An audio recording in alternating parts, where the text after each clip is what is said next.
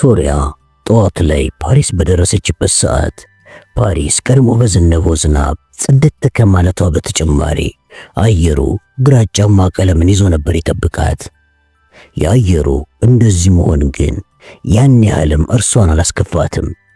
ምክንያቱም በዝናብ ወቅቶችም እንኳን ከምትወዳቸው የዓለም ከተሞች ውስጥ ፓሪስን በአንደኝነት ስለምታስቀምጣት ነው። በምርጥ ሁኔታ በድንጋይ የተቀረጹት መንገዶቿና የሐዘን ድባብ ውስጥ የሚከተው ዝናባማነቷም ቢሆን ለሰዎች ሚስጥር በሆነ መልኩ የፓሪስን ውበት ስለሚጨምሩ ለከተማው የሚኖሩትን መውደድም በዚያው ልክ ይጨምሩለታል።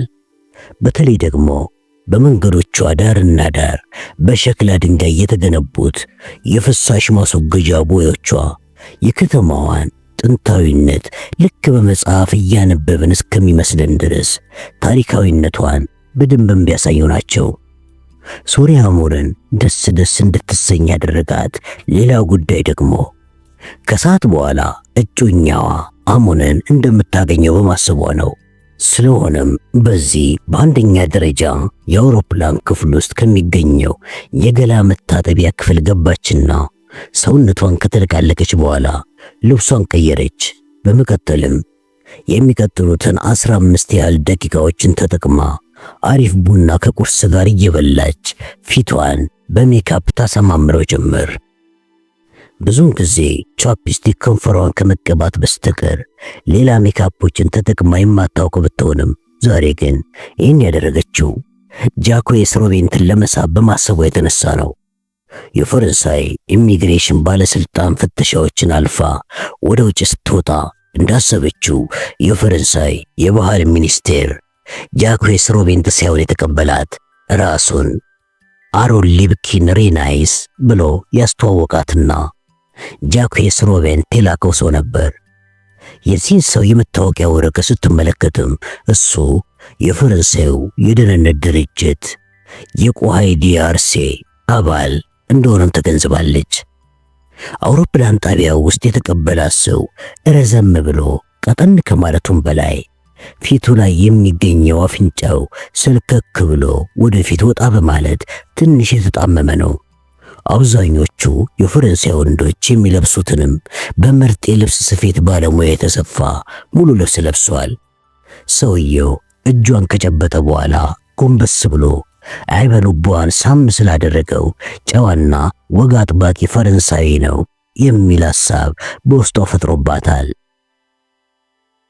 የባህል ሚኒስትሩ ጃኩዌስ ሮቤንት ራሱ መጥቶ ሊቀበልሽ ባለመቻሉ ይቅርታው ልኮልሻል አላት አሮን በዚያ ጉልዳፋና ወደ ፈረንሳይኛ በሚያደላው የእንግሊዝኛ ዘዬው። በመቀጠልም እሱ መጥቶ ሊቀበልሽ ያልቻለውም ኤሌሴ ቤተ መንግስቱ ስብሰባ እያደረገ ስለሆነ ነው ብሎ ያለቃውን አለመምጣት አስረዳት። ኤሌሴ ቤተ መንግስት የፕሬዝዳንቱ መኖሪያና የቢሮ ቦታም ነው። በመሆኑም የሚኒስትሮች ካውንስል ስብሰባውን የሚያደርገው እዛ ኤሌሴ ቤተ መንግስት ውስጥ ነው። አሮን ደብዘዝ ያለ ፈገግታውን አሳይቷትም አንቺን ለመቀበል በመላኬም ቅር እንዳላለሽ መቼም እርግጠኛ ነኝ። ኧረ ምንም ቅር አይለኝም አለችው ጥርት ባለ የፓሪሳውያን ፈረንሳይኛ። አሮንም እሷ ፈረንሳይኛ መናገር እንደምትችል ስለገባው ያ ረጅም የፈረስ ፊቱን በፈገግታ አብርቶ መልካም፣ እንደዚህ ከሆነማ ስሜትሽ በጣም ጥሩ ነው አላት። እሱም በፈረንሳይኛ ዕቃዎቿን ከእጇ ተቀብሎም የአውሮፕላን ጣቢያው የእንግዳ መቀበያ አዳራሽ ውስጥ ጎን ለጎን እየሄዱ እያለ ሶሪያ ሰውየውን ለማጥናት ጊዜ አገኘች። እድሜው በሰላሳዎቹ አጋማሽ ላይ እንደሆነ የራሷን ግምት አስቀመጠች። ሰውነቱም ቢሆን ልክ በዚህ እድሜ ላይ እንደሚገኝ አብዛኛው ፈረንሳዊ ወንድ ሸንቀጥ ያለ ሆኖ ነው ያገኘችው። መልኩ ቆንጆ ነው ባይባልም የሆነ የሚስብ አይነት ነገር አለው። ግራጫማ የጎረምሳ አይነት አይኖች ሲኖሩት የደህንነት መስሪያ ቤት ባልደረባነቱ የሰጠው ሰዎችን የማጠራጠር ሰውነቱም ቢሆን ያን ያህልም የሚያስከፋ ባለመሆኑ ቢያንስ ዛሬን አብረው ቢውሉ እንኳን ሊስማሙ እንደሚችሉ ገመተች። ከእንግዳ መቀበያው ወደ ውጭ ሲወጡም ዝናቡ በስሱ እያካፋ ከመሆኑም በላይ ሰማዩ ደመናውን ገፎ ብርሃን ለመስጠት የሚያደርገው ግብግብ ላይ ነው። ስለሆነም አየሩ ቀዝቃዛና ትንሽ ነፋሻማ በመሆኑ ገና ካዳራሹ በር ወደ ውጭ እየወጡ በነበሩበት ሰዓት በሶሪያ ፀጉር ውስጥ ለስላሳ የነፋስ ሽውጥ አለፈ። ከአዳራሹም እንደወጡ አሮን የአውሮፕላን ጣቢያው ግቢ ውስጥ ከሚገኘው የመኪና ማቆሚያ ወሰዳት። እዚያ እንደደረሱም ከአንድ ጥቁር ፔጆ መኪና ውስጥ ተቀምጦ እነሱ ሲጠብቅ የነበረው ሾፌር በሩን ከፍቶ ወረደና ከአለቃው አሮን የሶሪያን የጓዝ ዕቃዎች ተቀብሎ በኮፈን ውስጥ አስቀመጠ። አሮን ደግሞ የመኪናውን የኋላ በር ከፍቶ በመጀመሪያ ሶሪያን አስቀድሞ ቀጥሎም እሱ ገብቶ ተቀመጠ። ከዛም መኪናው ከአውሮፕላን ጣቢያው መውጣት ጀመረ። መሲሮ ቤኔት አስቶር ሴንቶሪ ውስጥ ነው ቦታ የያዘልሽ። ቦታው መሃል ፓሪሱ ሲሆን ለኤልሴ ቤተ መንግሥትም ቅርብ ነው። እናም እዛ ሄደሽ ትንሽ አረፍ ብትይስ አላት አሮን። ስለ ሐሳብ አመሰግናለሁ፣ ግን አሁን መሄድና ማየት የምፈልገው የላውረንት ሬሳ ወደ ተቀመጠበት ቦታ ሲሆን እዚያም ከደረስኩኝ በኋላ የእናንተ ፖሊሶች ስለ ግድያው ያገኙትን መረጃዎች ማየት ይኖርብኛል አለችው። ይህ ስትናገርም አሮን ከሾፌሩ ወንበር ጀርባ ካለው ኪስ ውስጥ አንድ ፋይል አውጥቶ ለሶሪያ እየሰጣት፣ አንቺ ግማሽ ግብፃዊነት አለብሽ አይደል ብሎ ጠየቃት። አዎ፣ ምን ነው ግብፃዊ መሆኔ ችግር ይፈጥርብሃል ብላ ድንገት የሆነ ቀድሞ ያሰበው ነገር ካለ በማለት ግራጫማ አይኖቹን እያየች ጠየቀችው። አረ በኔ በኩል ችግር የለውም። ምን ነው በአንቺ በኩል ችግር ያለው ይመስልሻል አላት። በጭራሽ በኔ በኩል ችግር የለውም አለችው በንዴት ተሞልታ። ከዚያም ራሷን አረጋግታና ንዴቷን ካወረደች በኋላ እሱ ለምን ግማሽ ግብፃዊ ነሽ እንዳላት ገባት። አዎ ይህን የጠየቃት አሮን አይሁዳዊ በመሆኑ ነው። ወደ ፓሪስ በብዛት እየፈለሱ በሚመጡት ብዛት ያላቸው ሙስሊሞች የተነሳ አይሁዳውያን ችግር ውስጥ እየገቡ እንደሆነም ከዚህ በፊት የሆነ መጽሔት ላይ እንዳነበበች ትዝ ይላታል። በተለይ ደግሞ ሕፃናትና አይሁዶች ቀን በቀን በትምህርት ቤታቸው ውስጥ በሚገኙ የሙስሊም ሕፃናት ጋንግስተሮች ሳይደበደቡና ጥቃት ሳይደርስባቸው የዋሉባቸው ቀናት የሉም ማለት ይቻላል።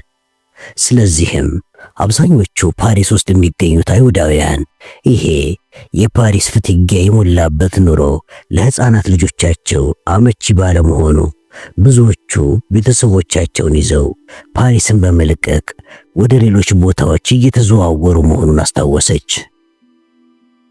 ይህንን እያሰበች በነበረበት ሰዓትም አሮን ወደ እርሷ ዞር በማለት ፈገግ ሲል አብዛኞቹ የአረብና የአይሁድ ሕዝቦች የሚጋሩት አይነት ፈገግታን ነበር ከሱ ፊት ላይ ያነበበችው። ግን ምን ያደርጋል እነዚህ ሁለት ሕዝቦች ይህን አይነት እንኳን መመሳሰል እንዳላቸው ለማወቅ አይፈልጉም። እሷም መልሳ ፈገግ በማለት እሷ ያየችውን ነገር እርሱም እንዲመለከት ፈለገች። በመቀጠልም የሰጣትን ፋይል ገልጣ የግድያውን ወንጀል ምርመራ ቡድን ያነሳቸው የላውረንትን ፎቶዎች መመልከት ጀመረች። የምታያቸው የላውረንት ፎቶዎች በጣም አሰቃቂ ስለሆኑባትም ትንፋሿን ሰብስባ ያዘች። ከፎቶ ላይ እንደተረዳሁት ከሆነ ሟቹ አንድ ጊዜ ተገጭቶ መሬት ላይ ከወደቀ በኋላ መኪናው ከእንደገና ጨፍልቆት ነው ያለፈው አለችው። አሮንም በመስማማት ራሱን ወዝውዞ ልክ ነሽ፣ በተለይ ደግሞ የደረት አጥንቱ ላይና የጎድን አጥንቱ ቁስል እንዲሁም ደግሞ የጭንቅላቱ አጥንት መፈረከስ የሚያሳየው ነገር ቢኖር ግድያው በአንድ ጊዜ ምት እንዳልተፈጸመ መሆኑን ነው። እነዚህ ቁስሎች ግን በአንድ ጊዜ ሊደርሱ አይችሉም አለችው። በፍጹም አለና የበፊት አስተያየቱን አጠናክሮም እንዲያውም ከግድያው በኋላ ያገኘናቸው ፍንጮች እንደሚነግሩን ከሆነ ይህን ሰው በጣም የሚጠላው አንድ ሰው እንዳለም ጭምር ነው አላት። የግድያ ወንጀል ምርመራ ቡድን ያነሳውን አንዱን የላውረንትን ፎቶ በጣቶቹ እየተመተመ ወይም ደግሞ አንድ ሰው ላውረንት አፉን ዘግቶ እንዲቀመጥ ስለፈለገም ይሆናል የመኪናው አደጋ ያደረሰበት አለችው። አሃ አሁን ገባኝ። ለካ ግድያው ዓለም አቀፋዊነት አለው አላት። እኔ እንደዚህ አይነት ቃል አልወጣኝም አለች ሶሪያም። ማለትም አይጠበቅብሽም ብሎ ያንን የጎረምሳ ፈገግታው መገባት። ሶሪያም ፈገግታው እየሳባት በመሆኑ ራሷን እንዴ ይህን ሰው የወደድኩት ነው እንዴ ብላ ጠየቀች። ይህንን ጥያቄ ራሷን በምትጠይቅበት ሰዓትም የሚሄዱበት ጥቁር ፔጆት መኪና የከተማው ዳር ላይ ደርሶ ዳርና ዳሩ በዛፎች በታጠረ የመኪና መንገድ ላይ ከሄደ በኋላ ወደ ፓሪስ ከተማ ገባ። እናም ገና መኪናው የፓሪስን መንገድ ላይ መሄድ እንደጀመረም ሶሪያ ከተማው ራሱ እሷን እንኳን ደህና መጣሽ እያለ የተቀበላት መሰላት። እነዚያ ከዚያ በፊት በመኪናዋ ጎማ የረገጠቻቸውና በደንብ የምታውቃቸው መንገዶችም እሷን እንዳስታወሷትና እንዳወቋት ገመተችና መንገዶቹ ላሳዩት ፈገግታ እሷም ፈገግ በማለት ምላሽ ሰጠች።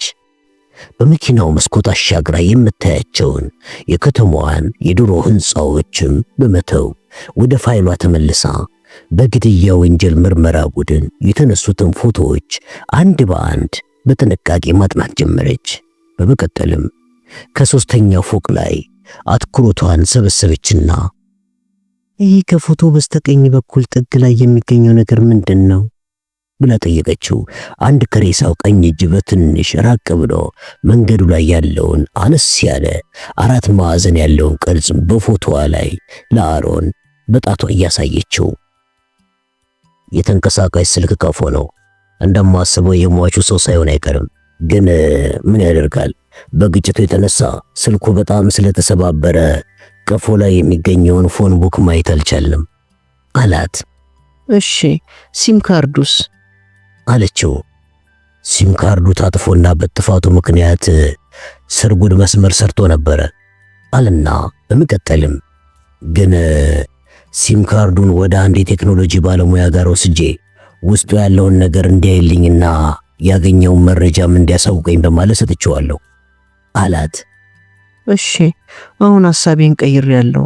በመጀመሪያ ሲም ካርዱን የሰጠው ሰው ጋር እንሄድና እዚያ ያገኘናቸውን መረጃዎች ደግሞ ይዘን ግጭት ወደ ደረሰበት ቦታ እናምራለን ብላ ሶሪያ ስትናገር አሮን ስልኩን አወጣና ደውሎ ለብዙ ሰከንዶች ካወራ በኋላ ስልኩን እየዘጋ ባለሙያው ሰው ጊዜ እንድሰጠው ነው የጠየቀኝ አላት።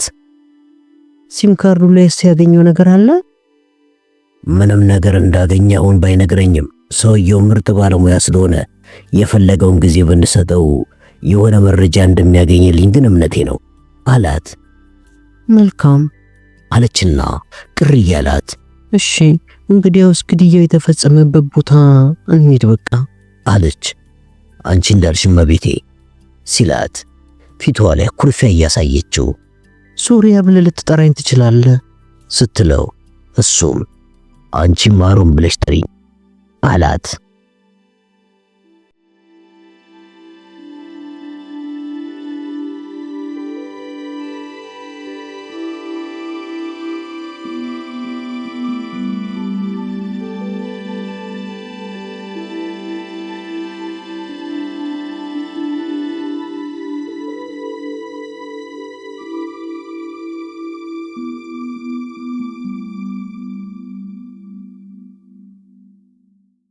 መታወቂያን ወይም ደግሞ ፓስፖርትን ስጠን አለው አንድ ወታደር ጄሰን ቦርንን። ጄሰን ቦርን ወደ ኢቤጎ እየሄደ ባለበት ሰዓት ላይ መንገዱ ተዘግቶ ፍተሻ ሲገጥመው ለሁለተኛ ጊዜ ነው። ፌዴራሊስ የተባሉት የኮሎምቢያ መንግስት ወታደሮች ሲሆኑ ፍተሻውን የሚያደርጉት ይህንን ፍተሻ ደግሞ የሚያደርጉት ፉርክ የተባሉት የኮሎምቢያ ታጣቂ አብዮተኛ ተቃዋሚዎች ባለፉት 6 ወራት እንቅስቃሴያቸውን በሀገሪቱ ውስጥ በማስፋፋታቸው የተነሳ ነው።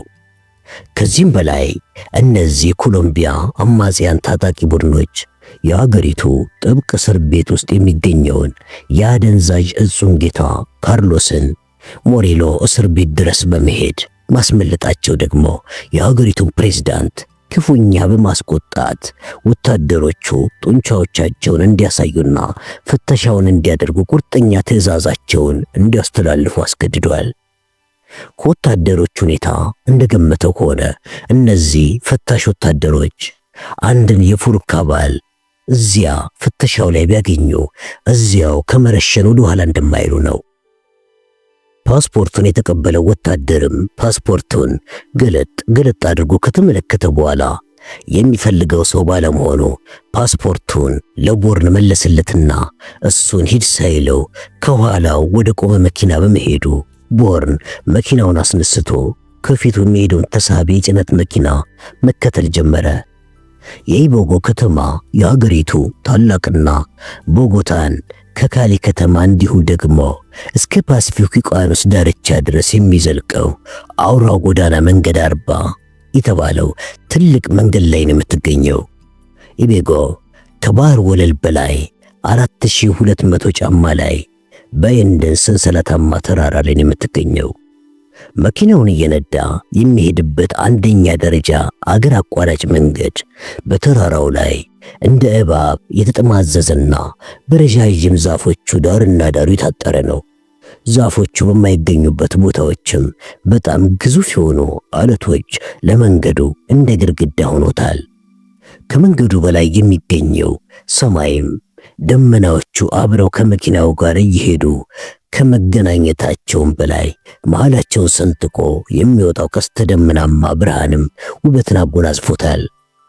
ከሰማዩ በታች የሚገኙት ትላልቅና በደቡብ አሜሪካ ብቻ የሚገኙት ኮንዶር የተባሉት ጥንብ አንሳዎችም ያን ረዣዥም ክንፎቻቸውን ዘርግተው ከደመናው ጋር እየተጓዙ ነው። ጀላሊሳይ እንደነገረው ከሆነ አሁን ካጠገቡ የሚገኘው ካርታ ላይ የማይገኘው ደቡብ አሜሪካ ውስጥ ካሉት በርዝመት አንደኛ የሆነው ጀላሊና የተባለው የዋሻ መንገድ ይገኛል። የዋሻ አልታላሊና የተባለው ተራራን ቦርቦሮ የሚያልፍ ሲሆን ቡይሮኔቬራ ወደ ተባለው ወደ ደቡብ የሚያደርሰውን የትራፊክ ፍሰት ለማቅለል ተብሎ የተሰራ አዲስ የአገሪቱ የዋሻ መንገድ ነው። በአካባቢው ላይም የሞባይል ኔትወርክ አገልግሎት ስለሌለ የያዘው የሳተላይት ሞባይል ላይ የሚገኘው የጂፒኤስ አገልግሎት አይሰራም። ከፊት ለፊቱ የሚሄዱት ተመሳሳይ ጭነት የጫኑ ተሳቢ መኪናዎችም ቀስ እያሉና የተራራውን እርከን ጠብቀው እየተጠማዘዙ የሚሄዱ በመሆናቸው የግድ በእነሱ ፍጥነት መኪናውን ማሽከርከር ይጠበቅበታል። እንደዚህ ከኋላ ሆኖ ተሳቢ መኪናዎችን እየተከተለ በመንዳት ላይ ያለም ከርቀት የዋሻውን ጨለማ አፉን ተመለከተ። ዋሻውን ተሻግሮም በምስራቅ በኩል ከዋሻው በኩል የሚወጡትን የመኪና መስመርም መመልከት ችሏል። የዋሻውን ጫፍ አልፎም ወደ ውስጥ ሲገባ በዋሻው ዳርና ዳር ላይ ያሉ ደብዘዝ ያሉ ሰማያዊ መብራቶች ተቀበሉት። ከበፊቱ ይልቅ ከፊቱ ሄዱ የነበሩት መኪናዎች በዝቅተኛ ፍጥነት መንቀሳቀስ መጀመራቸውን ያን ያህልም አላሳሰበውም ነበር። ምክንያቱም አብዛኛውን ጊዜ በዋሻ ውስጥ የሚደረጉ ጉዞዎች ዝግ ባለ ፍጥነት እንደሆነ ያውቃልና። በድንገትም ከፊት ለፊቱ የሄዱ የነበሩት መኪኖች የዋሻውን 3/4ኛ መንገድ እንዳጋመስና ከዚያኛው የዋሻ ጫፍ ብርሃን እየተመለከተ ባለበት ሰዓት ላይ ባሉበት ቦታ ላይ ቀጥ ብለው ቆሙ። አደጋ ደርሶ ነው ወይስ ደግሞ ፍተሻ በመጀመሩ ነው እነዚህ መኪኖች የቆሙት የሚል ጥያቄ በውስጡ ስለተፈጠረበትም ከተቀመጠበት ወንበር ላይ ተስቦና አንገቱን አስግጎ ወደፊት ቢመለከትም ምንም አይነት ብልጭ ድርግም የሚል መብራት ወይም ደግሞ መንገዱን ለመዝጋት የፌዴራል ወታደሮች የሚጠቀሙበትን ፈረሶች ሊመለከት አልቻለም። ስለዚህም ከመኪናው ወረደ። ከመኪናው ከወረደ ከጥቂት ጊዜ በኋላ በቆሙት መኪናዎች በኩል መስመር ይዘው ከፊት ለፊት የሚመጡ ሰዎችን ተመለከተ። ሰዎቹ እስከ አፍንጫቸው ድረስ ግማሽ አውቶማቲክ የሆኑ መሳሪያዎችን የታጠቁ ቢሆኑም የኮሎምቢያ መንግስትን የወታደር ልብስ ባለመልበሳቸው ሰዎቹ የፉርክ አማጽያን ካድሬዎችና ወታደሮች እንደሆኑ ሊለያቸው ቻለ። በውስጡም ደግሞ እነዚህ የፉርክ ወታደሮች እዚህ ምን ሊሰሩ ነው መኪናቸውን ያቆሙት አለ። አሁን ሰዎቹ በቅርብ ርቀት ላይ እያያቸው ስለሆነ የሰዎቹን መሪ ሊለየው ችሏል። መሪያቸው ቡናማ የሚያበሩ አይኖች ሲኖሩት ከአይኑ የሚወጣው ተንቦግቧጊ ብርሃንም በዚህ ደብዛዛ ብርሃን ባለው ዋሻ ውስጥ ሁሉ እንኳን የሚታይ ነው። አንዳንድ ሰው ከቆሙት መኪናዎች ጋር ይቆምና ለሾፌሩ ከፋክስ ማሽን ላይ ታትሞ የወጣ አንድ ፎቶ እያሳየ ሲጠይቀው፣ ሌሎች ወታደሮች ደግሞ የመኪናውን ሙሉ አካልና ኮፈን ጭምር እየፈተሹ ወደ ኋላ ያልፋሉ።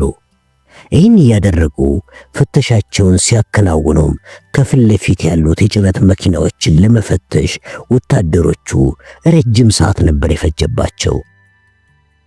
ስለዚህም ቦርን ፍታሾቹ የጭነት መኪናዎቹን እየፈተሹ ባሉበት ሰዓት ወደፊት ተጠጋና ከጭነት መኪኖቹ ገቢና ከወረዱትና በፍርሃት ከሚያወሩ ሰዎች ጋር ተቀላቅሎ ቆመ። እናም በጨረፍታም ቢሆን የፉርክ ወታደሮች የያዙትን የፋክስ ወረቀት ላይ ያለውን ፎቶ ሲመለከት የራሱን ፎቶ ወረቀቱ ላይ በማየቱ ለምን የኔ ፎቶ ወጣ ሲላሰብና ከዛም በቀስታ በተረከዙ ተጠቅሞ ዞር ብሎ ወደ መኪናው ተመለሰና ከመኪናው ኪስ ውስጥ እጁን ከቶ በርበር አደረገ። እንዳጋጣሚ ያገኛቸውን የመኪና ብሎን መፍቻ ካቻቢቴና ፒንሳውን ይዞ ከመኪናው ላይ ወረደ። ከመኪናውን ከወጣ በኋላ ወደ ኋላ ለመመለስ በማሰብ ከኋላው ከሚገኙት የጭነት መኪኖች ስር በንብርክክ እየተጓዘ 3 መኪኖችን ካለፈ በኋላ የተሳቢው ማያያዣ ይዞ ከፍ አለና ወደ ኋላ አሻግሮ ተመለከተ።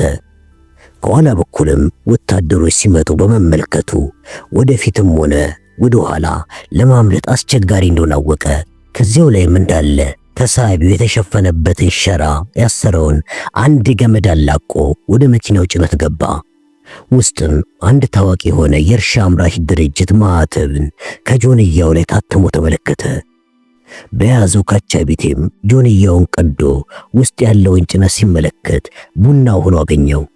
ከመኪና ውስጥ ይዞ የወጣውን ካቻቢቴና ፒንሳ ውስጥ ጭነቶቹ ላይ ከለለና ከጭነቱ ላይ አንገቱን ብቅ አድርጎ ሲመለከት ወታደሮቹ ወደ እርሱ መኪና እየቀረቡ መሆናቸውን አየ።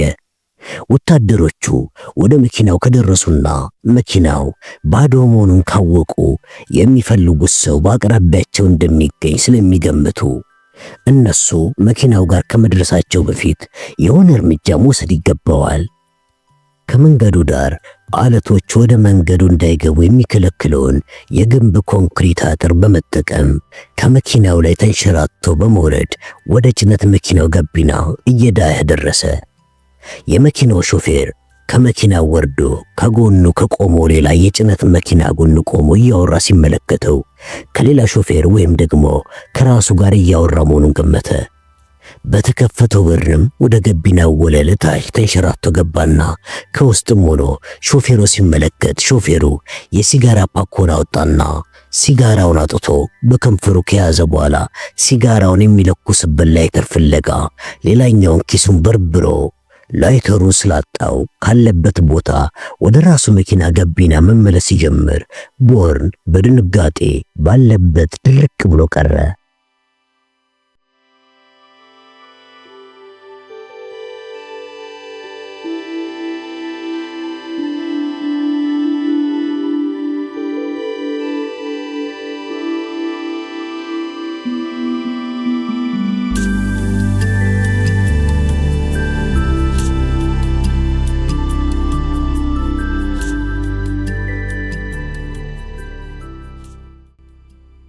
አሮን መኪናውን ከዲሌሪስ መንገድ ላይ አቆሞ እዚህ ጋር ነው እንግዲህ ሚስተር ላውረንት የመኪና አደጋ የደረሰበት አላት።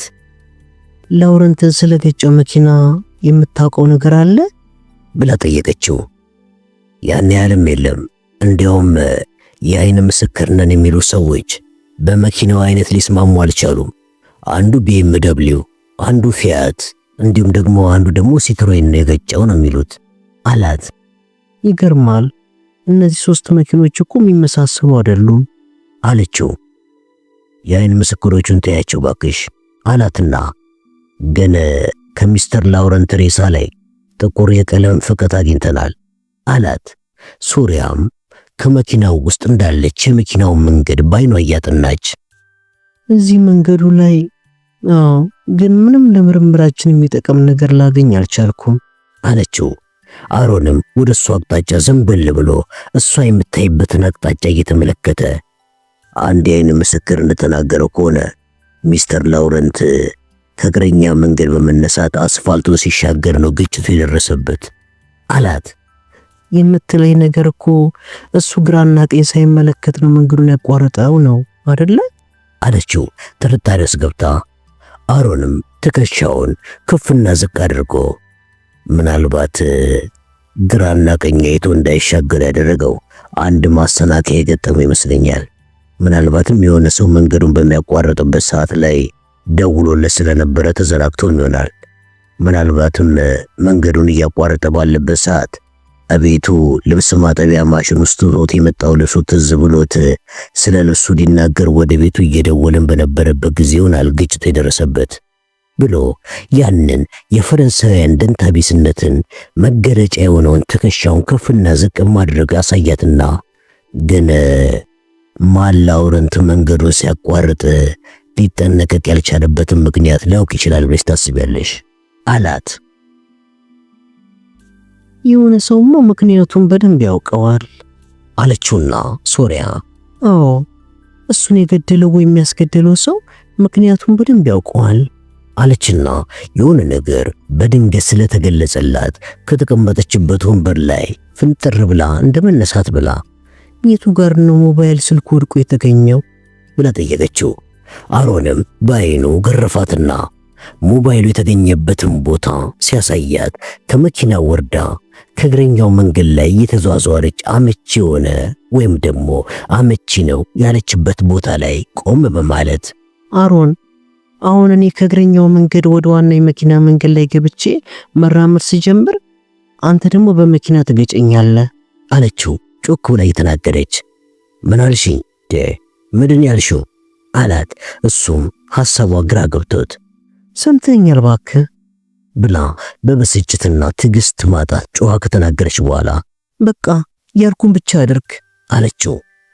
ከኪሷ ውስጥም የሞባይል ስልኳን አወጣችና ፈጠን እያለች በመራመድ ስልኩን ጆሮዋ ላይ አድርጋ የአስፋልቱን ጠርዝ ይዛ አልፋ ዋናውን የመኪና መንገድ መሻገር ስትጀምር አሮን በመኪናው ደርሶባት በመኪናው በቀስታ ገጫት።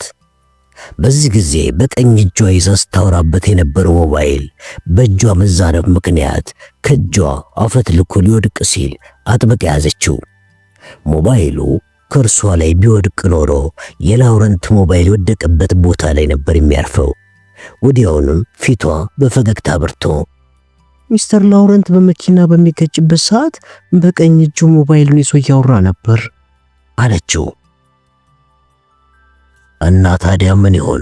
ሁሉም የቢዝነስ ሰዎች እኮ ምንጊዜም ሞባይል ስልካቸውን ከጆሮአቸው ላይ ለዩ አለና በሐሳቧ ሳይደነቅ ምናልባትም ደግሞ በአጋጣሚ ይሆናል ስልኩን እያወራ በነበረበት ሰዓት አደጋው ደረሰበት አላት። ሊሆን ይችላል አለችና ሶሪያ ይህ ነገር አጋጣሚ ላይሆንም ግን ይችላል ብላ ወደ አሮን መኪና ዞር በማለት እስቲ የሚስተር ላውረንትን ሲም ካርድ እንዲያው የሰጠው ባለሙያ ከሲም ካርዱ ላይ ምን አዲስ ነገር እንዳገኘ እንጠይቀው አለችው። ወደ መኪናውም ቀርባ ከመግባቷ በፊት ወደ ኋላ ዞር ብላ ተመለከተች። በዚህ ጊዜ መኪናው እሷን ከገጨበት ቦታ ላይ ከሚገኘው ቦታ ላይ የእግረኛውን መንገድ ታኮ ከተሰራው ህንፃ ላይ አይኗ አረፈ። ህንፃውንም በአይኗ ይዛ ወደ ላይ ስትመለከት ከህንፃው ጫፍ ላይ ያለውን ባለ አረንጓዴ አንጸባራቂ መስታወት ተመለከተች። ይሄ የምን ህንፃ ነው ብላ አሮን ጠየቀችው። አሮንም የከሳቱ ፀሐይ ነጸብራቅ የህንፃው መስታወት ላይ አርፎ ሲያንጸባርቅ የሚመጣውን ብርሃን ለመከላከል በመዳፉ አይኑን እየከለለ ይሄ የኢል ዲ ፍራንስ ባንክ ህንፃ ነው፣ ግን ለምን ጠየቅሽኝ? አላት። ምናልባትም እኮ ሚስተር ላውረንት ከዚህ ህንፃ ውስጥ ወጥቶ ሲሄድ ይሆናል የመኪና አደጋው የደረሰበት አለችው።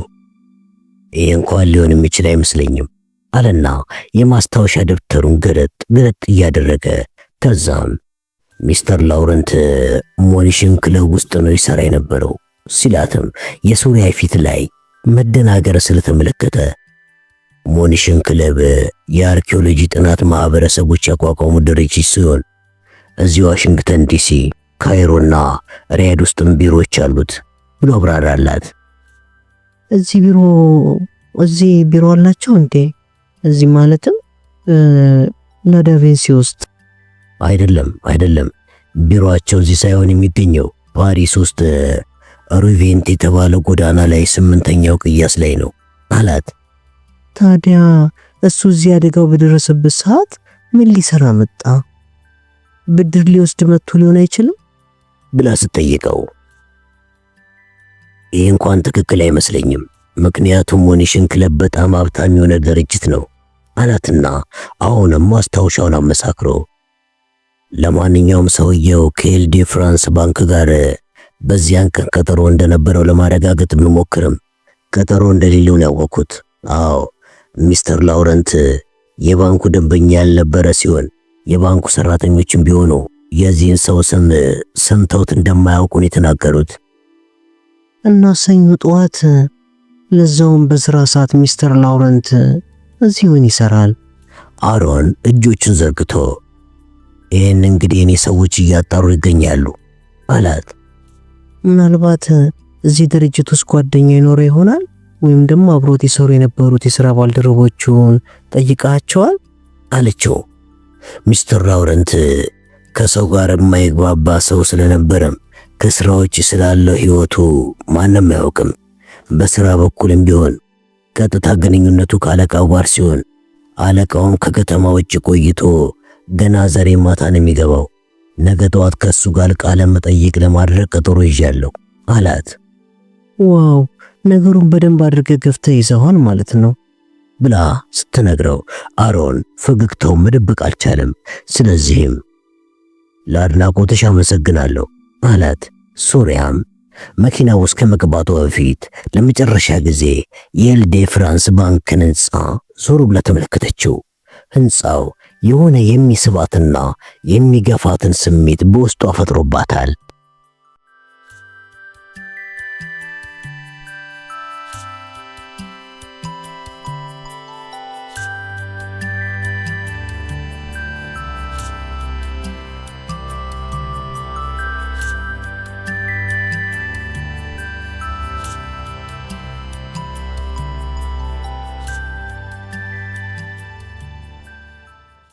ቦርን ያለበት የመኪና ሾፌር ወደ መኪናው እየመጣ እያለ ከአንዱ የጭነት መኪና ውስጥ የሚገኝ ጓደኛው ሾፌሩን ጠራውና ክብሪት ለኩሶ በእጁ ሲዝለት አጎንብሶ ጓደኛው እጅ ላይ የሚገኘውን የተለኮሰ ክብሪት በመጠቀም ሲጋራው ለኮሰና ወደ ኋላ ሸሸት በማለት ሲጋራውን ማግ አድርጎ ጭሱን ወደ ሳምባ ውስጥ አስገባው። ከዚያም ይሄው የጭነት መኪና ሾፌር በትከሻው አሻግሮ የፉርክ ወታደሮች የሚያደርጉትን ፍተሻ በጭንቀት ተመለከተ። በዚህ ጊዜ ቦርን የነበረበትን ጋቢና ባይኑ ቃኘ። ቀጥሎም የመኪናውን የዳሽቦርድ ፈተሸ። ምንም ነገር ሊያገኝ ስላልቻለ ሾፌሩ የሚቀመጥበት ወንበር ላይ አይኑ ሲያሳርፍ ከሾፌሩ ኪስ የወደቀውን ርካሽ ባለ ፕላስቲክ ላይተር አገኘ። ላይተሩንም አነሳና ከመኪናው ውስጥ ተንሸራቶ በመውረድ በጭንቀት ቆመው የሚያወሩትን የጭነት መኪና ሾፌሮች አልፎ መሄድ ጀመረ። በመካከላቸው አልፎ እየሄደ ያለ አንዱ ሾፌር በስፓኒሽኛ ምንድነው ነገሩ? የምታውቀው ነገር አለ እንዴ ብሎ ጠየቀው። እነዚህ የፉርክ አማጽያን የጎሪላ ወታደሮች ናቸው ብሎ ይባስ ፍርሃት ለቀቀባቸው። ይህንን ከሰሙት ሾፌሮች አንዱ በፍርሃት ተውጦ ኦ አምላኬ ብሎ ጮኸ። ቦርንም ይቅርታ አለና እዚህ ከናንተ ውስጥ በጀሪካን ውስጥ ቤንዚን የያዘ ሰው አለ እንዴ? መኪናዬ ነዳጅ ስለጨረሰ መንቀሳቀስ አይችልም። ይህን ደግሞ የፉርክ ወታደሮች ስለማይረዱልኝ ሊገድሉኝም ይችላሉ። እባካችሁ ተባበሩኝ እባካችሁ ብሎ በፍርሃት ድምፅ እንዲተባበሩ ጠየቃቸው።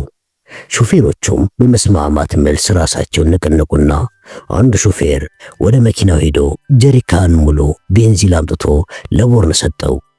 ቦርንም ሰውየውን በፍጥነት አመስግኗቸው ቡና ወደ ጫናው መኪና ሄደ። መኪናው ጋር ከደረሰ በኋላም ማንም እንደማያየው አረጋግጦ ወደ ጭነቱ ላይ ወጣና ሸራውን ገልጦ ወደ ውስጥ ገባ። ከዚያም በሹሉ ካቻቢቴ የጀሪካኑን ቂጥ ወቅቶ ከበሳው በኋላ ቤንዚኑን ቡናዎቹ ጆንያ ላይ መፍሰስ እንደጀመረ ላይተሩን አውጥቶ ለኮሰው። እሳቱም በቶሎ መቀጣጠል ስለጀመረ ሸራው በጭስ ታፈነ። ቦርንም እንደምንም ትንፋሹን አምቆ በቶሎ ከመኪናው ጭነት ላይ ወረደ። በዚህ ጊዜ እሳቱ በጣም መቀጣጠል በመጀመሩ ሸራውም በእሳት ተያዘና ከቃጠሎ የሚወጣው ጭስ ዋሻው ሞላው።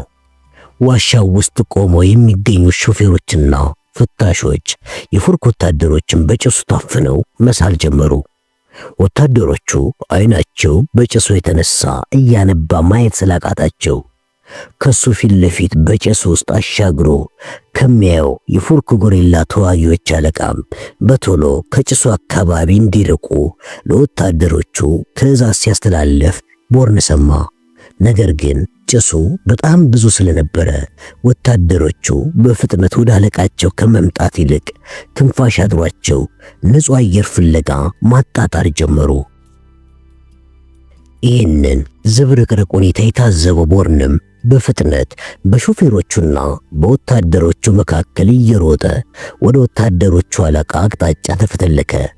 እየሮጠ ባለበት ሰዓትም ፔንሳውን በእጁ ይዞ ስለነበረ አንድ የፉርክ ወታደር ከጭሱ መሃል ወጥቶ በመላ ሰውነቱ መንገዱን ሲዘጋበት በፔንሳው ፊቱን በኃይል መታው።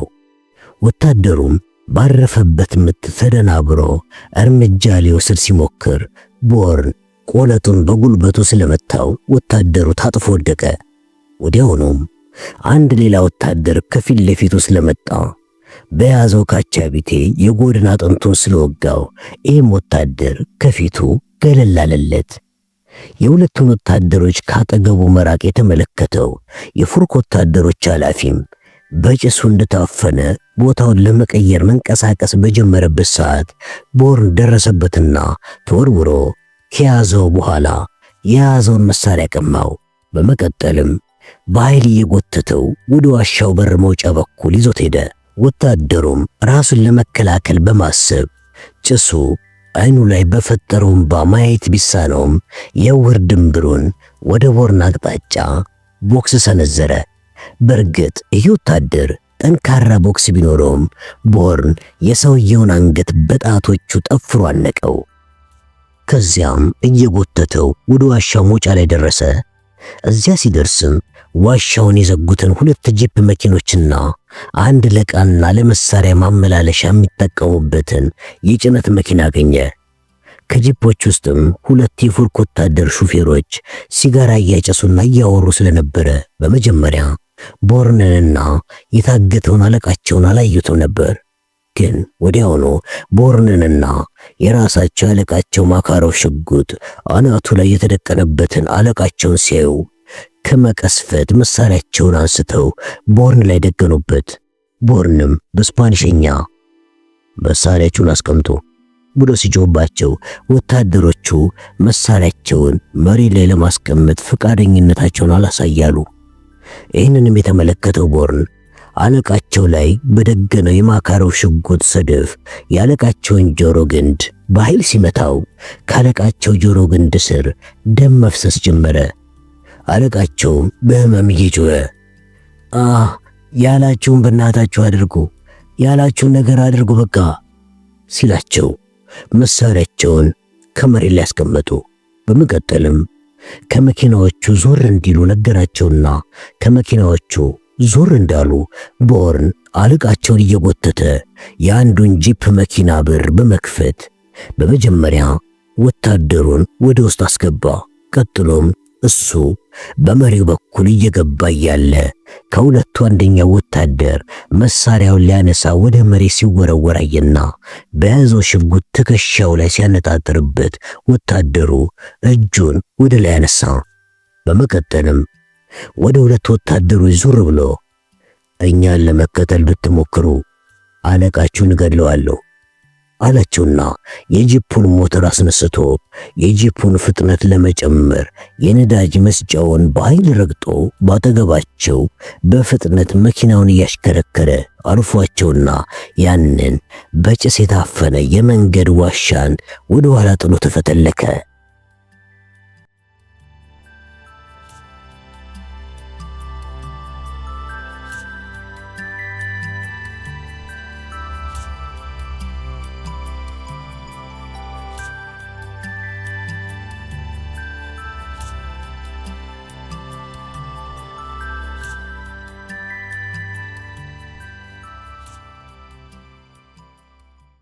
ያለቃውን የሚስተር ኢንድሪክስንና የሲአይኤው ዳይሬክተርን ዳንዚገርን ንግግር ሰምቶ ወደ ትሬድስቶን ዋና ቢሮ ከተመለሰ በኋላ በፍጥነት ወደ ቢሮ ገብቶ ኮምፒውተሩን ከፈተና የራሱን ስምና የቀኑን የይለፍ ቃል ተጠቅሞ የሚስተራዊውን ዳታቤዝ መጠይቅ ላይ ሰማርቲያን ብሎ ከጻፈ በኋላ ፈገግ የሚለው ምልክት ላይ ከርሰሩን አሳርፎ ተጫነው። አዎ ፒተር ማርክስ እንደጠበቀውም ሰማርቲያንን የሚገልጽ ጽሑፍን ከኮምፒውተሩ ላይ ሊያገኝ ወይም ኮምፒውተሩ ሊሰጠው አልቻለም። በመቀጠልም ባዶ የኮምፒውተር ስክሪን ላይ ሂንዲያጎራይጅ የሚል ጽሑፍ ከጻፈ በኋላ ፈገግ የሚለው ምልክትን ተጫነው። በዚህ ጊዜ ግን ኮምፒውተሩ ፈጣን ምላሽ ነበር ወዲያውኑ የሰጠው። በዚህ ኮምፒውተሩ በቀረበለት ጽሑፍ ላይም የአሜሪካው መንግስት ያለውን ድርሻና ፍላጎትን ሲያይ በሚገርም ሁኔታ ነበር የተደነቀው። ኢንዲያጎራይጅ ካሊፎርኒያ ውስጥ ለማዕድን ማውጫነት የተቀመጠ በተለይም ደግሞ ሬር እርዝስ የተባሉት ማዕድኖች እዚያ ቦታ ላይ እንደሚገኙ በመታወቁ መንግስት ኃላፊነቱን ወስዶ ቦታውን የሚቆጣጠር መሆኑንም አነበበ። እነዚህ ሬር እርዝስ የተባሉት ማዕድናት እንደገና ሊሞሉ የሚችሉ ባትሪዎች ወይም ደግሞ ሪቻርጀብል ባትሪ ውስጥ የሚገኙ መሆናቸውንም ካነበበ በኋላ እነዚህ የኒኬል ሃይድራይድ ባትሪዎችን እሱም ቢሆን ቀን በቀን ሞባይሉን ቻርጅ ሲያደርግ የሚጠቀምባቸው ባትሪዎች መሆናቸውን ሲረዳ መደመም ውስጥ ገባ። የነዚህ የሬር እርዝስ እውነተኛ ስምም ላንታንም ኒኬል ሃይድራይድ ሲባሉ እነዚህ ሬር እርዝስ በሁሉም የሌዘርና ኤሌክትሮኒክስ በሚጠቀሙ የጦር መሳሪያዎችም ላይ ከፍተኛ ጠቀሜታን እየሰጡ መሆናቸውንም ሞገዶችን ለማፈን ወይም ደግሞ ጃም ለማድረግ ለኤሌክትሮማግኔቲክ የጦር መሳሪያዎች በጥይት እንዳይመታ የተተኮሰበትን ጥይት አቅጣጫ የሚያስቀይሩ መኪናዎች ላይ የሚገጠሙ የኤሌክትሮኒክስ ዕቃዎች ላይ ሁሉ ጠቀሜታ ላይ እንደሚውሉም ተገነዘበ። ከዚህም በላይ ደግሞ ስፍር ቁጥር የሌላቸው የጦር መሳሪያዎችን በርቀት ለመቆጣጠር ማስቻሉንም ከኮምፒውተሩ ስክሪን ላይ ያነበበ። ቀጥሎ የሚገኘው አንቀጽ ላይም ኒዮዳይም የተባለና የሬር እርዝስ ማዕድንን ለማውጣት ስለተቋቋመ አዲስ ማዕድን አውጪ ድርጅት የሚያስነብብ ነው። ይሄ ኒዮዳይም የተባለው ካምፓኒም ለህዝቡ አክሲዮንን ለመሸጥ ይፋ እንደተደረገም ከመገለጹም በላይ ካምፓኒው በአሜሪካ መንግስት ከፍተኛ ጥበቃ እንደሚደረግለትም ይገልጻል። ይህንን ስለ ኒዮዳይም የተጻፈውን ነገር ካነበበ በኋላ ሁለቱ ኒዮዳይምና ኢንዲያጎራይጅ የአሜሪካ ትልቅ ስትራቴጂካዊ እቅድ እንደሆኑ ተገነዘበ። በመቀጠልም ይሄ ሰማርቲያን የተባለው ሚስጥራዊና በፕሬዝዳንቱ በራሳቸው የተቋቋመው ድርጅት ከኒዮዳይም ወይም ደግሞ ከኢንዲያጎራይጅ ጋር የተያያዘ መሆኑን ቢረዳም ድርጅቱ ምንም በማስመልከት እንደተቋቋመ ግን እስካሁኑ ሰዓት ድረስ እንቆቅልሽ ሆኖበታል። ይህን እያሰብም ከተቀመጠበት ወንበር ላይ ተነስቶ ተንጠራራ። በመቀጠልም ከቢሮ ወጣና ከሌላኛው ክፍል ቡናና ዶናት ይዞ ሲመጣ ጸሐፊ ዮሐንን ቢሮ ውስጥ ስላያት ሰላም ብሏት አለፈና ወደ ቢሮ ተመልሶ ስለ ቅድም ሁኔታ ማሰብ ጀመረ። እስከሚያስታውሰው ድረስ ስኳር ብዙ መነቃቃትን በውስጡ በመፍጠር አዳዲስ ሐሳቦችን በጽሞናና በንቃት ለማሰብ እንደሚረዳ ያውቃል። ስለሆነም ቡናው ውስጥ በጣም ብዙ ስኳር ጨመረና ዶናቱን አንዴ ገምቶ ቡናውን ለማወራረጃነት ፉት አድርጎ ጠጣው። በመቀጠልም ቅድም ቤተ መጻሕፍት ውስጥ አለቃው ሄንድሪክስና ዳንዚገር የተነጋገሩትን ነገር በውስጡ ማሰላሰል ጀመረ። ይህን ነገር እያወጣ እያወረደ እያለም በድንገት አንድ ሐሳብ በውስጡ መጣ። ምናልባትም ይሄ ሰማርቲያን የተባለው የህቡ የደህንነት ቡድን ውስጥ ለውስጥ በአሜሪካ የስለላ ድርጅት መካከል የሚደረግ ቢሆንስ ብሎ አሰበ። ሐሳቡ ትክክል ከሆነ ደግሞ ሰማርቲያን በጣም ትልቅ ድርጅት ነው የሚሆነው ማለት ነው ብሎ ገመትና የዚህ ድርጅት አባል እንዲሆን በሄንድሪክስ ባለመመልመሉ ቅሬታ ተሰማው። ሄንድሪክስ እኔን ካላመነኝ ለምንድነው ታዲያ የትሬድስቶን ዳይሬክተር አድርጎ የሾመኝ? በማለትም ነገር እየበላ ቆየ። በተለይ ደግሞ በሱ የሥራ የወሰን ክልል ውስጥ የሚደረጉ ሚስጥሮችን በጣም ከመጥላቱ የተነሳም በነገሩ በጣም እየበሸቀ ነው። ስለ ሰማርቲያን በደንብ እያወጠነጠነ እያለም አንድ ከወንበሩ ላይ ፍንጥር አድርጎ የሚያስነሳ አንድ ሐሳብ አእምሮ አቀበለው። ስለ ሰማርቲያን በደንብ ለማወቅ በማሰብ የሚስጥራዊውን የመረጃ መረብ ዳታቤዝ ከኮምፒውተር ስክሪኑ ላይ እየፈለገ እያለም ጠዋት ላይ ከሶሪያ ሙር ጋር የሄንድሪክስ ቤት ውስጥ ጠዋት ላይ ተሰብስበው በነበሩበት ጊዜ ሄንድሪክስ የሆነ ነገር ለሱ በሚገባው መልኩ አዙሮ እንደተናገረው ያ ፈጣኑ አእምሮ አስታወሰው። ይሄ ነገረው ነገር ደግሞ በጣም እንግዳ የሆነ ነገር እንደሆነ አሁን በመረዳቱ ልክ ያልተጠበቀ መፈንቅለ መንግስት በሌሎች ሚስጥራዊ የሆኑ የስለላ ድርጅቶች ላይ እንደመፈጸም ነው የሚቆጠረው። አብዛኞቹ የአሜሪካ የደህንነት ድርጅቶች ደግሞ መረጃቸውን ለሌሎች ተመሳሳይ ድርጅቶች እንኳን ቢሆን አሳልፎ ላለመስጠት በደንብ የሚጠነቀቁና መረጃውንም ለመጠበቅ ብዙ ነገሮችን የሚያደርጉ መሆናቸው ደግሞ ነገሮቹን ያከፉታል። ይሄ ደግሞ ለአሜሪካ ሕዝብ ስለ 9/11 የሽብር ጥቃት ከተገለጸው መረጃ በኋላ የመጣ ነገር ነው። በእርግጥ የዚህ አይነት ነገሮች ለሕዝቡ በይፋ የማይገለጹት ሕዝቡ ተረጋግቶ ወይም ደግሞ ሳይረበሽ የቀን ተቀን ሕይወቱን በሰላም እንዲመራ ከመታሰቡ የተነሳ ነው። ነገር ግን ከዚያን ጊዜ በኋላም ቢሆን ይሄው መረጃን ከተመሳሳይ የአሜሪካ የደህንነት ድርጅቶች ጋር ያለመለዋወጡ ሂደት ልምድ ሆኖ በመቆየቱ ማናቸውም የደህንነት መስሪያ ቤቶች በእጃቸው የሚገኙ መረጃዎችን መለዋወጥ አይፈልጉም። ይህን እያለም ቢሆን እነዚህ ምስጢራዊ የደህንነት መስሪያ ቤቶች ልክ ጭሰኛ እንዳለው ሰቆንቋና የፊውዳል ባላባት የኮንግረሱን መስሪያ ቤት ተጨማሪ በጀት እንዲይዝላቸው በሚያታልሉና በሚያሳምኑ አለቆቻቸው የተሞሉ ናቸው። ምንም እንኳን ኮንግረሱ ሀገሪቷ በደረሰባት ኢኮኖሚ መዳከም የተነሳ የበጀት ቅነሳ እንዲሁም ደግሞ የሰራተኞች ቁጥር ቅነሳን ሐሳብ እያቀረበ ቢሆንም ለነዚህ አይነት ምስጢራዊ የደህንነት መስሪያ ቤቶች የሚበጀተው ባጀት ግን ከጊዜ ወደ ጊዜ እየጨመረ እየመጣ ነው። ጣቶቹ ላይ ያሉትን የዶናት ፍርፋሪዎች አራግፍና ቡናውን ፉት ብሎ ተመልሶ ስክሪኑ ላይ ወዳገኘው በጣም ከፍተኛ ወደሆነ ምስጢር ተመለሰና አለቃው በተዘዋዋሪ መንገድ እሱ እንዲያጣራና እንዲያውቅ ወደ ፈለገው መረጃ ብርበራ ውስጥ ተመሰጠ። በዚህ መስጠት ውስጥም እያለ አለቃው የዚህን ምስጢራዊ ዳታቤዝ ለትሬድስቶን ድርጅት ለመጠቀም ፍላጎት እንዳለው ማወቅ ቻለ። ይህ ቢሆንም አለቃው ሄንድሪክስ ይህንን ምስጢራዊ የሆነ ጉዳይ ለምን ሌሎች ሰዎች እንዳያውቁ በሚያሳይ መልኩ ሊነግረው እንደፈለገ ሊገባው አልቻለም።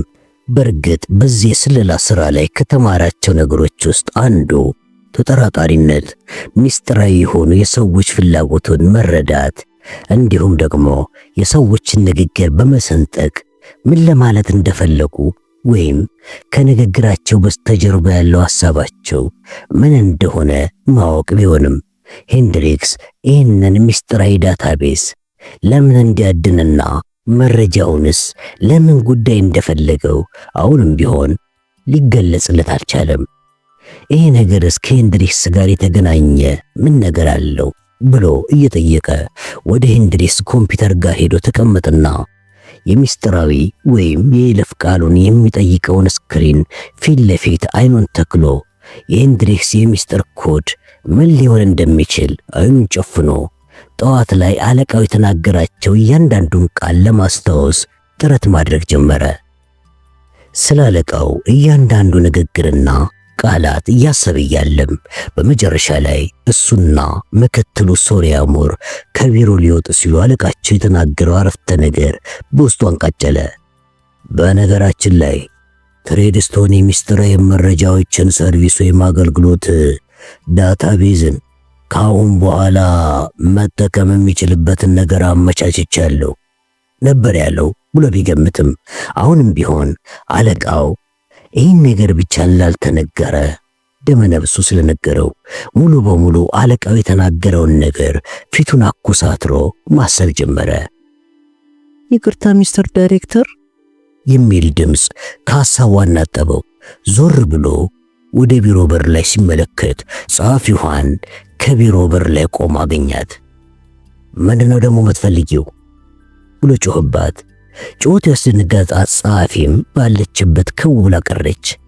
የአለቃዋን በየጊዜው የሚለዋወጥ ጸባይን መረዳት ያቃታት ሀንም ይቅርታ ከረበሽኩ፣ አዎ ከልጅ ትምህርት ቤት ተደውሎ ችግር እንዳለ ስለተነገረኝ የግድ ወደ ትምህርት ቤት መሄድ አለብኝ ብላ ፍቃድ ጠየቀችው። ይቻላል መሄድ ትችያለሽ አላትና ተመልሶ ወደ ቅድሙ ሐሳብ ተመለሰ። ግን ሃን ከሜዷ በፊት ዞር አለችና ረስቼው ነበር ዳይሬክተር ሙር ከሜዷ በፊት ዛሬ ማታ ተጨማሪ ሰርቨር እንዲተከልላት እንድነግርህ መልእክት አስቀምጣል ብላ ተናግራ ሳትጨርስ ምንድነው የጠየቀችው ብሎ ከተቀመጠበት ፍንጥር ብሎ ተነሳና ወደሷ በግማሽ ሲንቀሳቀስ የጸሐፊው ፊት በድንጋጤ ቀላ። በደስታ ዘሎ የተነሳበትን ምክንያትና የጸሐፊውን መደንገጥ ያየው ፒተርም ድምፁን አለሳልሶ ሃን ሶሪያ ስለ ተጨማሪ ሰርቨር ነው የጠየቀችኝ ያልሽው ብሎ ጠየቃት። አዎ ዛሬ ማታ ሰርቨሩ ስለሚተከል ማታ እዚህ ብቻ መቆየት ይኖርብሃል ማለት ነው አለችው። አመሰግናለሁ ሃን አለና ፈገግ እያለ እና ምንም አታስቢ ከልጅሽ ጋር የፈለግሽውን ያህል ጊዜ መቆየት ትችያለሽ አላት። አመሰግናለሁ ሚስተር ዳይሬክተር ብላ በቀስታ ዞር ብላ በመሄድ ካፖርቷንና የእጅ ቦርሷን አንስታ ወደ ልጇ ትምህርት ቤት ተጓዘች። ጸሐፊውም ከወጣች በኋላ አለቃው ቃል በቃል ያለውን ነገር ለማስታወስ በጣም ሞከረና በመጨረሻም የአለቃውን የመጨረሻ አረፍተ ነገር ቃል በቃል አስታወሰው። እሱም በነገራችን ላይ የትሬድስቶን ሰርቨር ዳታቤዝ የሁሉንም የሀገሪቷን የሰለላ ድርጅቶችን መረጃ እንዲቀበል አድርጌዋለሁ የሚል ነበር። ሰርቨርስ ሄንድሪክስ ለምን ይህን ቃል ሊጠቀም ቻለ ብሎ ራሱን ጠየቀና መልሱ ፈጣን አእምሮ ስለነገረው በድንጋጤ አይኑን በኃይል አፈጠጠ። አዎ ትሬድስቶን ዳታዎችን የሚቆጣጠረውና ዳታዎችን የሚያጠራቅመው በራሱ በትሬድስቶን ሰርቨር ላይ ነው። ታዲያ በምን ምክንያት ነው አለቃው ሰርቨር የሚለውን ቃል የተጠቀመው? በኢየሱስ ነገሩ እንደዚህ ቀላል ነው እንዴ ብሎ ጣቶቹ እየተንቀጠቀጡ በኮምፒውተሩ ስክሪን ላይ ሰርቨር የሚለውን ቃል ጻፈ። ኮምፒውተሩም ትክክለኛውን የሚስጥር የይለፍ ቃል ስላገኘ ዴስክቶፑ ላይ የፋይል ሳጥኖቹን በዝርዝር ዘረገፋቸው። ይህን ያላመነው ፒተርም ስክሪኑ ላይ አይኑን አፍጥጦ ቆየ። አዎ አሁን አለቃው ምን ሊያሳውቀው እንደፈለገ ገብቶታል። ታዲያ ለምንድን ነው ነገሩን በቀጥታ መናገር ሲችል እንደዚህ በሚስጥራዊ መልክ ያሳወቀው? ለዚህ ጥያቄው በመጀመሪያ የመጣለት መልስ ሄንድሪክስ ቤት ውስጥ እሱ የሚያደርጋቸውን ነገሮች ሁሉ እየቀዳ የሚያስተላልፍ የኤሌክትሮኒክስ መሳሪያ ተገጥሞ ይሆናል ብሎ አለቃው ስለተጠራጠረ ቢመስለውም ይህን ሐሳብ ግን ወዲያውኑ ችላ አለው። ምክንያቱም የሄንድሪክስ ቢሮ ቢያንስ በሳምንት 2 በኤሌክትሮኒክስ መሳሪያ የሚፈተሽ በመሆኑ ነው። ስለዚህም ሄንድሪክስ የሚፈራው ሌላ ነገር ስላለ ነው በዚህ መልክ ሚስጥሩን ያስተላለፈልኝ ወደሚለው መላምት መጣ። ግን እነዚህ ከውስጥ ወይም ከውጭ ሆነው ሄንድሪክስን የሚያሰቡት ሰዎች ማን ሊሆኑ ይችላሉ ብሎ እያሰበ ከእንደገና ወደ ኮምፒውተሩ ስክሪን ላይ አይኑ መለስና ከኮምፒውተሩ ላይ መልሱን እንደሚያገኘው እርግጠኛ በመሆን ወደፊት አንገቱን አስግጎ የኮምፒውተሩን ስክሪን እየቃኘ በትኩስ ጉልበትና በሙሉ አትኩሮት ፋይሎቹን መበርበር ጀመረ።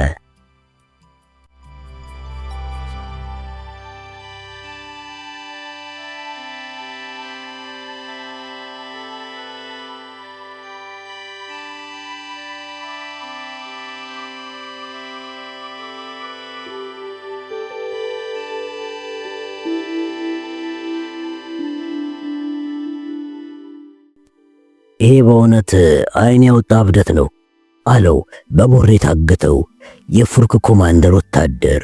ቦርን ከራስ ወታደሮች የወሰደውን የጂፕ መኪና ጎዳና አርባ በተባለው የኮሎምቢያ አንደኛ ደረጃ ሀገር አቋራጭ መንገድ ላይ እንደ ጉድ እያነጠራት በፍጥነት ሲነዳው የተመለከተው ኮማንደር እንዴት እኔ እዚህ የዋሻ መንገድ ውስጥ እንደምገኝ ልታውቅ ቻልክ? ብሎ ቦርን ኮማንደሩን ጠየቀው። ቦርን መቼም ቢሆን ከመገደል አያመልጥም ብሎ በማሰብ ሱዋሬዝ የሚባለውን ስሙን ሳይደብቅ የነገረው። ኮማንደሩም እስከ ዓለም ዳርቻ ድረስ እንኳን ብትሄድ በፍጹም በሕይወት መትረፍ አትችልም አለው ቦርንን እየተመለከተው። ይህንን ከሱዋሬዝ አፍ የሰማው ቦርንም ፈገግ አለና ይመስላል አይደል አንዳችሁም ያንተ ሰዎች በፍጹም ኮሎምቢያን አልፋችሁ መሄድ እንደማትችሉ እንኳን አታውቅም አይደል ብሎ ሲጠይቀው ሱዋሬዝ በሰደፍ የተመታው ጆሮ ግንዱ እስከሚያመው ድረስ ከት ብሎ ሳቀበትና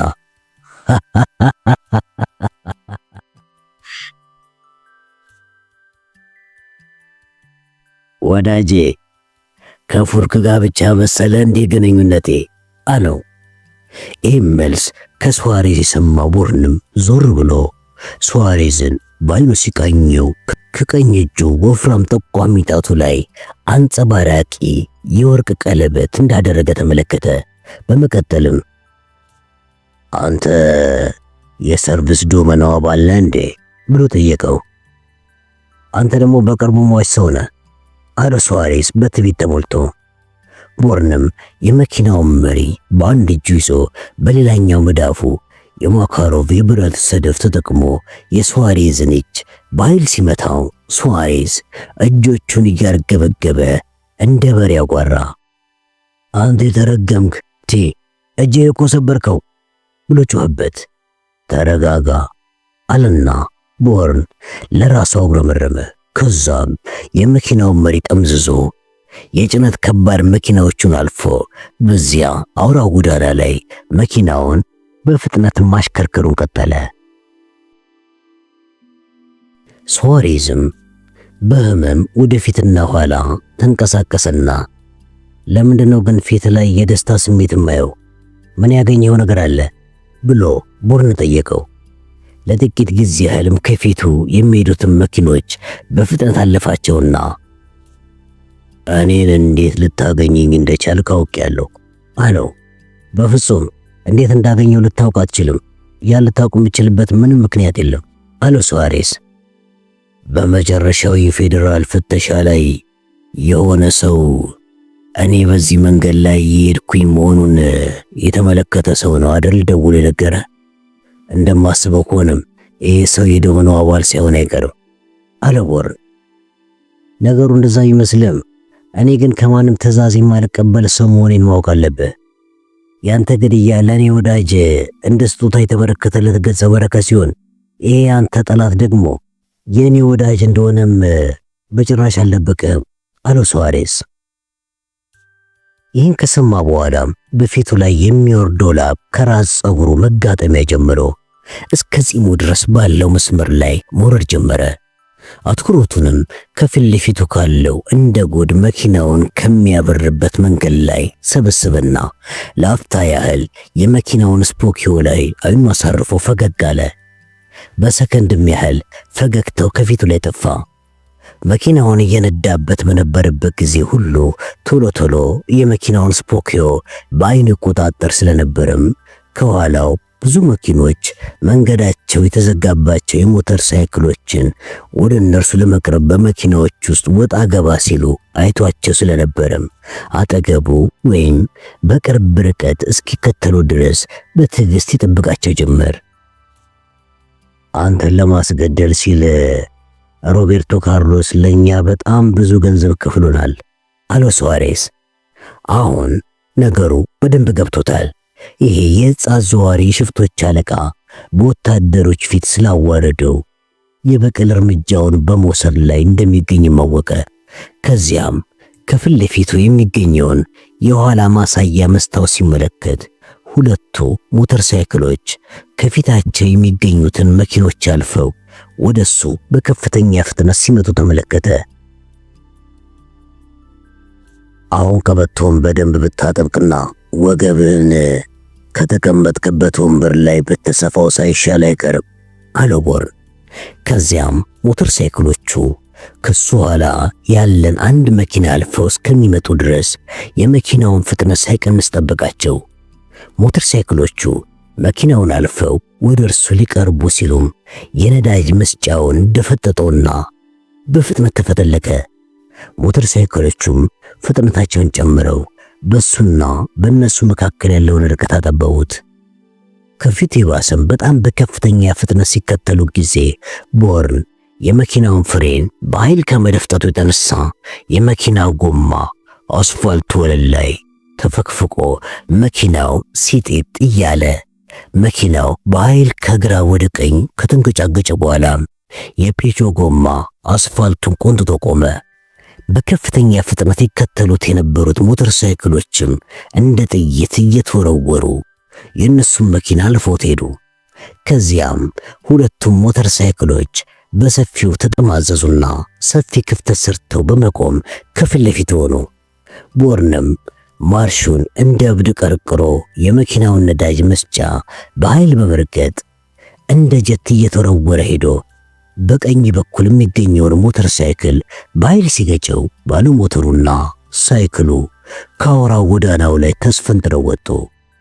ሞተር ሳይክሉ ላይ የነበረው ሰውዬም በጣም እየተንሸራተተ ከመንገዱ ላይ ሳይወርድ ሲፍጨረጨር ቢቆይም ቁልቁል በብዙ መቶዎች ጫማ ርቀት ላይ ከሚገኘው ገደል ወርዶ ከመከስከስ ግን አልተረፈም። ሁለተኛው ሞተረኛ ካዘነበበት የጥይት ሩምታም ተከትሎ ቦርን በፍጥነት መኪናውን አዙሮ አሽከረከራትና ወደ ሁለተኛው ሞተረኛ አቅጣጫ አድርጎ ይነዳት ጀመር። ሞተረኛው ተኩሱን ከእንደገና ወደ ቦርን መኪና ማዝነቡን ቀጠለ። አሁን ግን የሞተረኛውና ቦርን የሚነዳው ጂፕ መኪና መካከል የሚገኘው ርቀት እየቀረበ ስለመጣ ሞተረኛው ሞተሩን አስጎርቶ አስነሳና ወደፊት እየተፈተለከ ሲሸሽ ቦርን በግራ እጁ ሽጉጡን አዙሮ ያዘና በመስኮት አውጥቶ የሚሸሸው ሞተረኛ ላይ ሲተኩስበት ትከሻውን መታው።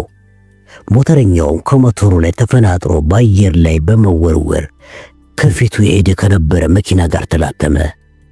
ይህን የተመለከተው ሱዋሬዝም በፍርሃት እየተዋጠ በእውነት ስለ አንተ የተጻፈው ሪፖርት ላይ ያነበብኩት ነገር እውነት ነው አለና የፊቱን ላብ እየጠረገ ሪፖርቱ ላይ ሳነብ እብድ ነው የሚለው። አዎ ነገር ግን አሁን አመንኩኝ አለው። አሁን እነዚህ የፉርክ አማጽያን ከዋሻው መውጫ ላይ የዘጉት መንገድ ከትራፊክ ነፃ ስለሆነም ይህንን ጂፕ መኪና ከፊት ለፊቱ ከሚገኘው መንገድ ላይ እንደ እብድ ያስፈተለካት ነፃ ሆኖ ይጋልባት ጀመር።